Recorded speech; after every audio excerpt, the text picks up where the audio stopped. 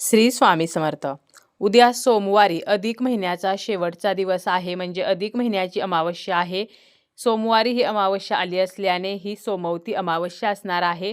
या दिवशी आपल्याला जरी काहीही करणे शक्य झाले नाही तरीसुद्धा आपल्याला एके ठिकाणी फक्त मुठभर दही भात ठेवायचा आहे. अमावस्येच्या दिवशी आपण जर मुठभर दही भाताचे काही साधे सोपे प्रभावी उपाय केले तर त्याचे आपल्याला फळ प्राप्त होत असते. आपले पितर प्रसन्न होतात आणि आपल्याला आशीर्वाद देतात, आणि जेव्हा आपल्याला पितरांचा आशीर्वाद प्राप्त होतो त्यावेळेला आपल्या घराची, कुटुंबाची प्रगती आणि भरभराट होत असते. अमावस्येला दही भाताचे काही उपाय केले तर आपला पितृदोष नष्ट होतो. त्याचप्रमाणे वास्तुदोष, नजर दोष, मुलांना जर नजरबाधा झालेली असेल, घरामध्ये सतत कलह, किरकिर असेल तरी सुद्धा आपण दही भाताचे प्रभावी उपाय करू शकतो. आता या उपायासाठी लागणारा भात जो आहे तर तो आपल्याला सर्वप्रथम शिजवून घ्यायचा आहे. आपण जेव्हा रेग्युलर भात शिजवतो तर त्यावेळेला तांदूळ धुवून घेत असतो, त्याचप्रमाणे भातामध्ये मिठाचा वापर करतो. परंतु अमावस्येच्या दिवशी आपण उपायासाठी जो भात शिजवणार आहोत तर यासाठी तांदूळ धुवायचे नाहीत. या भातामध्ये मीठ घालायचं नाही, अळणी भात आपल्याला शिजवायचा आहे. एकदा तांदूळ पाण्यामध्ये टाकले की त्यानंतर चमच्याने ते हलवायचे नाहीत. तसेच उपायासाठी आपण जो काही भात शिजवणार आहोत तर तो पूर्ण भात आपल्याला वापरायचा आहे, शिल्लक भात ठेवायचा नाही. उपायासाठी जो भात आपण बनवलेला आहे तर इतर गोष्टींसाठी किंवा खाण्यासाठी या भाताचा वापर आपल्याला करायचा नाही. आता पहिला उपाय आहे तो म्हणजे पितृदोषासाठी. पितृदोष जर असेल तर माणसाच्या आयुष्यामध्ये खूप संकट येत असतात, खूप अडचणी येत असतात, ताणतणाव निर्माण होत असतात. पितृदोष असेल तर आपल्या घराची कधीही प्रगती होत नाही. देवाचे कितीही आपण पूजापाठ केले तरीही उपयोग होत नाही. पितृदोषामुळे विवाह लवकर होत नाहीत, संतती प्राप्तीसाठी अडचणी येतात. त्याचप्रमाणे घरामध्ये सततचे आजारपण असते, उद्योग व्यवसायामध्ये वाढ होत नाही.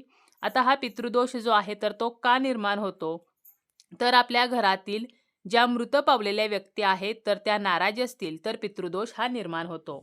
जेव्हा आपले पितर हे आपल्यावरती प्रसन्न होतात तेव्हा ते सांसारिक सुखाचा आशीर्वाद देतात. परंतु हेच पितर जेव्हा नाराज असतात तर तेव्हा मात्र आपल्या घराची प्रगती होत नाही. खूप कष्ट करूनही आपल्याला त्या कष्टाचे फळ जे आहे तर ते मिळत नाही. त्याचप्रमाणे पितृदोष जो आहे तर तो 3 पिढ्यांपर्यंत लागत असतो, आणि म्हणूनच आपण जेव्हा पितरांची सेवा करतो तेव्हा ती 3 पिढ्यांपर्यंत आपल्याला करायची असते. आता आपण जो पितृदोषासाठी उपाय करणार आहोत तर तो आपल्याला सकाळी उठल्यानंतर करायचा आहे. देवपूजा करणे अगोदर जरी केला तरी चालेल. परंतु जर सकाळी आपल्याला लगेच जर या उपायासाठी वेळ नसेल तर सकाळी 12 वाजेपर्यंत आपण हा जो उपाय आहे तर तो करू शकतो. आता आपल्याला भात जो आहे तर तो शिजवून घ्यायचा आहे. यानंतर आपल्याला तो थंड होऊ द्यायचा आहे. त्यानंतर एका वाटीमध्ये आपल्याला हा भात भरायचा आहे, आणि ही जी वाटी आहे तर ती पत्रावळीवरती किंवा जर केळीचं पान मिळालं तर आपल्याला या उपायासाठी केळीच्या पानाचाच वापर करायचा आहे. परंतु केळीचं पान नसेल तर पत्रावळी घ्यायची आहे, आणि काहीच नसेल तर एखादं ताट, तामण घेतलं तरीसुद्धा चालेल. यामध्ये ही भात भरलेली वाटी जी आहे तर ती पालती करायची आहे, म्हणजे भाताला गोलाकार आकार येईल. त्यानंतर आपल्याला काय करायचं आहे, तर या भातावरती आपल्याला थोडीशी साखर जी आहे तर ती घालायची आहे. साखर ठेवली तरी चालेल, खडी साखर ठेवली तरीसुद्धा चालेल. तर अशा प्रकारे आपल्याला सर्वप्रथम हा भात जो आहे तर तो तयार करायचा आहे. यानंतर आपल्याला आपल्या घराच्या छतावरती किंवा अंगणामध्ये जायचं आहे. त्यानंतर एक प्लेट घ्यायची आहे, त्यामध्ये आपल्याला थोडेसे तांदूळ ठेवायचे आहेत. त्यावरती आपल्याला मातीचा दिवा ठेवायचा आहे, किंवा आपण कणकेचा दिवासुद्धा यासाठी बनवू शकतो. त्या दिव्यामध्ये जोडवात घालायची आहे आणि तिळाचं तेल जे आहे तर ते घालायचं आहे. वातीची दिशा जी आहे तर ती दक्षिण दिशेला आपल्याला करायची आहे. आणि हा दिवा जो आहे तर ज्या ठिकाणी आपण दही भात ठेवणार आहोत, म्हणजे आपल्याला हा दही भात जो आहे तर तो कावळ्यासाठी ठेवायचा आहे. त्यामुळे आपण आपल्या अंगणामध्ये किंवा टेरेसवरती ज्या ठिकाणी कावळा येतो तर त्या ठिकाणी आपल्याला हा दही भात जो आहे तर तो ठेवायचा आहे. तर अशा प्रकारे आपल्याला काय करायचं आहे, सर्वप्रथम त्या ठिकाणी दिवा जो आहे तर तो प्रज्वलित करायचा आहे. लक्षात ठेवा, दिव्याची वात जी आहे तर त्याची दिशा ही दक्षिणेलाच करायची आहे. दिवा प्रज्वलित करायचा आहे. त्यानंतर आपल्याला पितरांचं स्मरण करायचं आहे. ओम पितृदेवताय नमः, तर हा मंत्र आपल्याला 108 वेळेला म्हणायचा आहे. आणि त्यानंतर हा जो भात आहे तर तो आपल्याला त्या दिव्या शेजारीच ठेवायचा आहे. त्यानंतर आपल्याला अगरबत्ती लावायची आहे.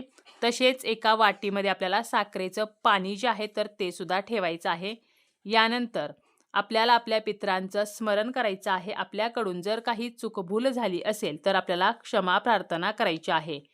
तसेच आपल्याला या दिवशी पितृस्तोत्र, पितृकवचाचे पठण जे आहे तर ते सुद्धा करायचे आहे. तर अशा प्रकारे आपल्याला कावळ्यासाठी दही भात जो आहे तर तो ठेवायचा आहे. परंतु लक्षात घ्या, यामध्ये आपल्याला दह्याचा वापर केला तरी चालेल, नाही केला तरी चालेल.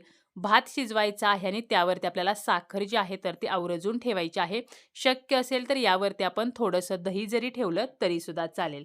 असा हा उपाय पितृदोष नष्ट होण्यासाठी करायचा आहे. हा भात जो आहे तर तो आपल्याला कावळ्यासाठी ठेवायचा आहे. कारण कावळ्याच्या रूपामध्ये आपले पूर्वज जे आहेत तर ते या पृथ्वीवरती भ्रमण करत असतात. आता हा भात जो आहे तर तो जर कावळ्यांनी खाल्ला तर ठीक, परंतु जर कावळ्यांनी खाल्ला नाही, कावळा आला नाही, तर मग दुसऱ्या दिवशी आपल्याला हा भात जो आहे तर तो पाण्यामध्ये विसर्जित करायचा आहे. तर असा हा पहिला उपाय आपल्याला करायचा आहे. दुसरा उपाय आहे तो म्हणजे वास्तुदोष नष्ट होण्यासाठी संध्याकाळच्या वेळेला हा उपाय करायचा आहे. आपल्याला काय करायचं आहे, अशाच प्रकारे भात शिजवायचा आहे. भात थंड झाल्यावर त्यामध्ये आंबट दही घालायचं आहे आणि आपल्याला तो भात मिक्स करून घ्यायचा आहे. आणि वास्तुदोष नष्ट होण्यासाठी आपल्याला आपल्या घराभोवती हा दही भात जो आहे तर तो शिंपडायचा आहे. आता जे गावाकडे राहतात तर त्यांना घराभोवती दही भात शिंपडणे शक्य आहे. परंतु जे फ्लॅट सिस्टीममध्ये शहरामध्ये राहतात तर त्यांना हा उपाय करणे शक्य नाही. मग त्यांनी काय करायचं आहे, दही भात जो आहे तर तो आपल्या ओंजळीमध्ये घ्यायचा आहे किंवा एका छोट्या प्लेटमध्ये घ्यायचा आहे आणि ती प्लेट हातामध्ये घ्यायची आहे. आपल्या घराच्या सर्व कोपऱ्यांना आणि सर्व भिंतींना या भाताचा स्पर्श करायचा आहे. त्यानंतर मुख्य दरवाजाच्या बाहेर आपल्याला आतील दिशेला तोंड करून उभं राहायचं आहे आणि मुख्य दरवाजावरून 7 वेळेला आपल्याला हा दही भात ओवाळून घ्यायचा आहे आणि घरापासून थोडंसं दूर नेऊन आपल्याला तो टाकायचा आहे. कोणाचाही त्यावरती पाय पडणार नाही, कोणाकडूनही तो ओलांडला जाणार नाही. तर अशा पद्धतीने ज्या ठिकाणी लोकांची जास्त वर्दळ नाही तर अशा ठिकाणी किंवा एखाद्या झाडाखाली आपल्याला तो ठेवायचा आहे. यामुळे आपल्या घरामध्ये जे कलह होत असतात, किरकिरी, कटकटी होत असतात तर त्या नष्ट होत असतात. घरामधलं जे नकारात्मक वातावरण आहे तर ते नष्ट होत असते. तर अशा प्रकारे सुद्धा आपण आपल्या घराचा वास्तुदोष नष्ट होण्यासाठी उपाय जो आहे तर तो करू शकतो. तसेच मुलांची नजरबाधा नष्ट व्हावी म्हणून आपल्याला काय करायचं आहे, तर मुलांवरून 7 वेळेला हा दही भात ओवाळून घ्यायचा आहे आणि अशाच प्रकारे तो घराच्या बाहेर नेऊन आपल्याला ठेवायचा आहे. आता जेव्हा आपण हे उपाय करणार आहोत तर त्या अगोदरच आपल्याला घराच्या बाहेर एका बादलीमध्ये पाणी सुद्धा ठेवायचं आहे.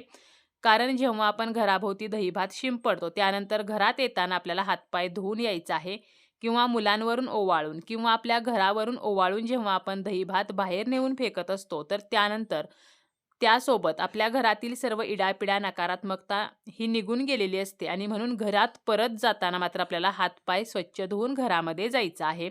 एवढी एक काळजी आपल्याला घ्यायची आहे. तर अशा प्रकारे निरनिराळे उपाय आहेत जे आपण अमावस्या तिथीला करू शकतो.